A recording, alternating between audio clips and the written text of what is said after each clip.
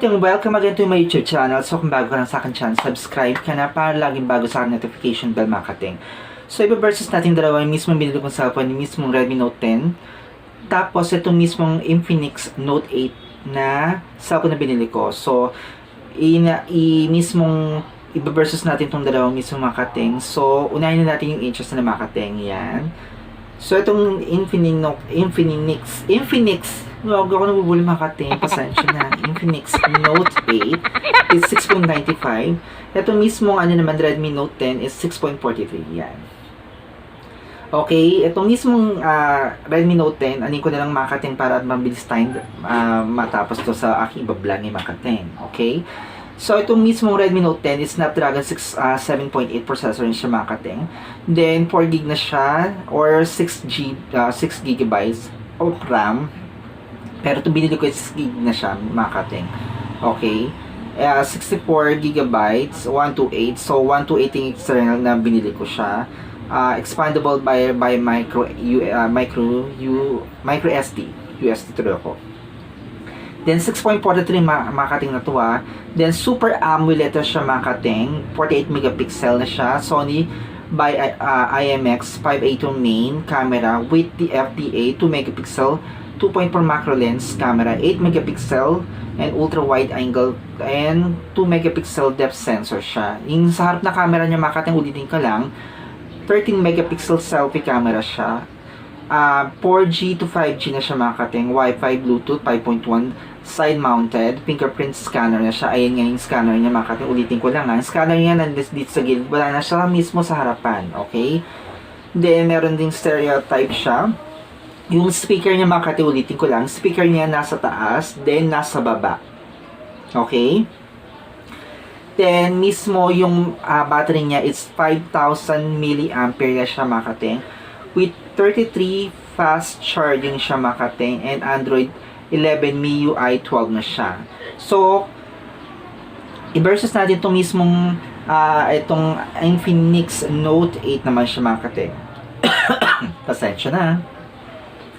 Android 10 siya, XOS 7.1 siya, dual SIM siya, dual standby siya mga kating.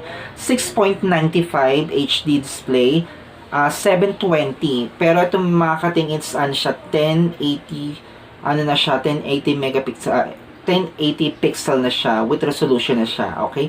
258 na siya, PPI, 2 GHz siya, MediaTek Helio G80 octa-core processor, 6GB RAM.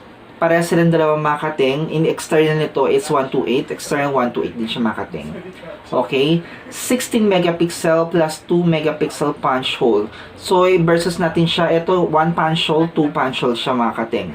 So, yung nito is, yung camera niya, it's 16 megapixel plus 2 megapixel mga kating. Ito, yung camera nito mismo ng Redmi Note 10, it's 13 megapixel sa harapan lang. Okay mga kating? 64 megapixel FDA yung camera niya sa likod. Ito mga kating, mismo din meron siyang 2 megapixel macro, 2 megapixel depth sensor, 2 megapixel rear cameras, dual LED flash. Ayun mga kating. So 4 din yung camera niya, plus ito rin mismo sa Redmi Note 10 is 4 din siya mga kating. Okay? Yung fingerprint scanner niya mismo mga kating, sa side din siya. Parehas din to mismo ng Redmi Note 10. Okay? Meron din siyang Wi-Fi 802. Ayun mga kating. Tapos yung pero Wi-Fi nito mga kating ng Redmi Note 10 is 5.1. Pero sa Infinix Note 8 it's 5.0 lang siya. May GPS naman tong tawag to Infinix Note 8. Iyon. USB Type-C din siya. Parehas silang dalawa. USB Type-C siya makating. Kung tutuusin mo. 5,002 mAh yung mismong battery niya ng Infinix Note 8. Versus dito mismo sa Redmi Note 10 is 5,000 lang yung battery niya makating. Nagaano ko, diba? So, yung makating. So, pag-usapan naman natin mismo yung sa charger niya mga kating. Yung charger mismo ng Infinix, it's 18 watts lang. Ito naman mismo sa Redmi Note 10, kumpara natin, it's ano siya, 33 watts. So, mismo yung ginagamit ko dito sa Infinix Note 8, yung charger ng Redmi Note 10 kasi mas mabilis siya kaysa dito sa 18 watts nito. Kaysa dito sa 33 watts. Ayun, 33 watts mga kateng. So, mas mabilis mismo yung charging nito ng 33 watts ng Redmi Note 10 kaysa dito sa Infinix Note 8 siya mga kateng. So, kung yun sinabi ko nga sa dating binalag ko, eto umabot lang ng sa 50 na na percent ng niya na chinarge ko siya, umabot lang siya ng 20, minsan umabot lang siya ng 45 minutes to 30 minutes yung niya, 50 lang siya, 50% pero tumakating chinarge ko to mismong Infinix Note 8 na 0 to 100, umabot siya ng 2 hours yung mismong charging niya. So, kumpara mo lang dito sa 50%. So, kahit sabihin 50%, wala pa siya. Sabihin natin 1 hour pag mo siya ng So, 2 hours to 1 hour. So, mas mabilis yung mismong charging nito ng 33 watts kesa dito sa 18 watts ng Infinix. So, pag-usapan naman natin yung battery life. Okay, makatin, no? 'Di ba? Yung battery life niya. So, sa battery life niya, parehas lang silang dalawa na na hindi naman sinasabi ko na na mabilis malobat. So, sabihin natin, kunyari naglaro ka mismo ng nito ng cellphone na nilalaro ko lagi ng Exos. So, sa 2 minutes pa lang, umabot na siya ng 93 to 92% yung battery niya. So, pales siya. So, ganun din to, same dito sa Infinix. 93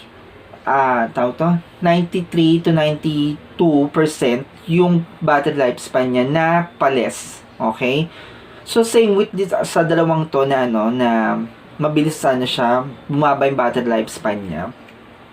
Pero kung tutusin mo, pag nanood ka naman ng kagaya Netflix, nakukonsume niya mismo yung battery niya. Same with dito sa Infinix Note 8.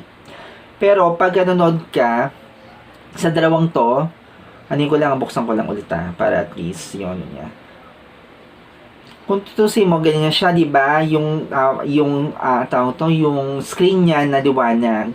Pero pag pinaliwanag mo mismo itong ng Redmi Note 10 sa liwanag ng Infinix, yan pareha sila. Ayan. So, mas maliwanag mismo sa Redmi Note 10 kaysa sa Infinix Note Note 8. Ganyan siya kaliwanag. Ayan mga kateng. So, kung kukumparin mo, mas maliwanag talaga siya dito mismo sa sa Redmi Note 10. Katinalamunan ko. Ayan mga kateng. Sa sobrang liwanag niya. So, kung tutusin mo mga kateng, makakonsume ka nito. Pwede mong i-less lang yung liwanag. Same with naman to sa pero pagka nanood ka na ng panonoorin mo, sobrang dilim. Hindi ganoon siya kaganda. Kasi HD lang naman siya. Yung niya mismo sa screen niya. Yung processor niya, sobrang baba. Kung tutusin mo, mas maganda talaga to sa Redmi Note 8. Ayun, sa price naman, ayun natin sa price mga kating So, sa Redmi Note 10, it's 10,000. Dito naman sa kay Infinix is siya, 7,700. Kung tutusin mo, sa 6.95 inches, tapos dun naman sa 6.43 inches, mas magugustuhin mo dito sa sa Infinix Note 8 dahil sa laki. Pero sa bilis, kung tutusin mo kay Redmi Note 10. So, kung kung bibili ka sa dalawang yan, ang bibili ko talaga it's si Redmi Note 10. Kahit sabihin mong maliit siya, sa 6.43, yung mismong laro niya, hindi naghang. Same with naman kay Infinix. Ang pinagkaiba lang nila, Super AMOLED din kay Redmi Note 10. Kay Infinix is ano lang siya, HD lang siya, kung tutusin mo. Correct me if I'm wrong kung tama ba yung sinabi ko dun sa ano, sa Super AMOLED kay ano, kay Redmi Note 10, kay Infinix it's ano lang siya, HD lang. Ayun lang. Ayun ang gusto ko sa ano, sa cellphone, yung clear siya pag nanonood ka, hindi nagahang mismo yung cellphone mo. Tapos expandable pa yung ano mo, yung memory mo. So doon sa 128, sulit ka na sa 10,000 na yun, mga kating. Then sulit ka na dito mismo sa ano, sa Infinix na ano, Note 8. Just because nga 7,700 hindi ka makakabili sa ganyan na ano, sa ganitong cellphone na ganito kaganda. Then etong mismong Infinix Note 8, maganda siya kung tutusin mo. So pinagkaiba lang talaga camera, mas malinaw na yung camera nito kesa kay ano, kay Cat 764. Ano natin makakating nga para at least malaman natin yung camera. Kasi doon natin malalaman kasi kung gaano kalino yung camera. So yan, sa front natin muna, magpipicture lang ako para at least malaman natin yung actually malinaw naman din siya. Para malaman natin yung ano niya. Yung mismong camera niya, yan. Lumanagan ko naman katin. Para same lang sila. Ayan.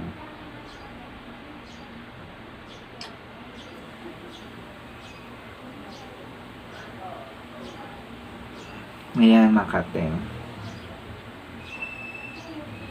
So, dito kay Infinix Note, the Infinix 8. Ito yung camera niya. Ito kay Redmi Note 10. Masyadong saturated yung kay Infinix. Kay Redmi Note 10, it's maganda yung pagkaano niya. Tama ba yan? Ayan.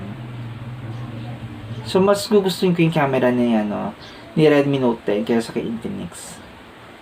Pero kay Infinix is ano siya, 16 megapixel. Pero kay Redmi Note 10, it's 30 megapixel. So, anong natin yung mismong yung liwanag. Ayan. Kaya lang. Hindi ko masyad na ano. Ayan, makating.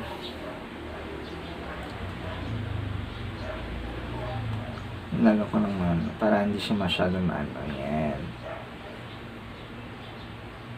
So, mas maganda yung kay Infinix, kay Redmi Note 10 kaysa kay Infinix.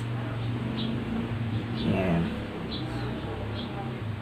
Kasi kung tutusin mo, makatayin natin na ayan yung ano niya. Then, hinaan ko lang yung ano ng battery niya. Ayan. So, pag hininaan ko yung battery ng Redmi Note 10, ganyan siya. Kay Infinix, ganyan siya kaliwanag pa rin. Hindi ganun ka-perfect yung ano niya. Kaya mas gusto ko kay Redmi Note 10 kasi ano siya, hindi saturated yung ano. Pero gusto ko yung kay Infinix, kahit sabihin mong hindi ganun ka Ayan. So, yun makating at nawala yung ano ko, diba? So, kung anin ko sa camera, ano naman siya, mas gusto ko lang yung camera ni Redmi Note 10. So, pero kung sa patay na sa prices, kung wala ka talaga budget, doon kay Infinix Note 8. O, Infinix 8. Tama ba? Ayun, Infinix Note 8. Kung wala ka talagang budget talaga kay Infinix Note 8 ka. Pero kung may budget ka naman sabi mo kasi ang ano lang naman niya 10,000 yung isa, 7,700 yung Infinix. Yung Redmi Note 10 is 10,000. So dadagdagan mo na ng konti para doon ka na sa Redmi Note 10. Pero kung wala ka talagang budget, okay lang yung makating kasi maganda naman tong cellphone ng Infinix Note 8. Pero kung may budget ka naman, dito ka na sa Redmi Note 10. Ayun, makating.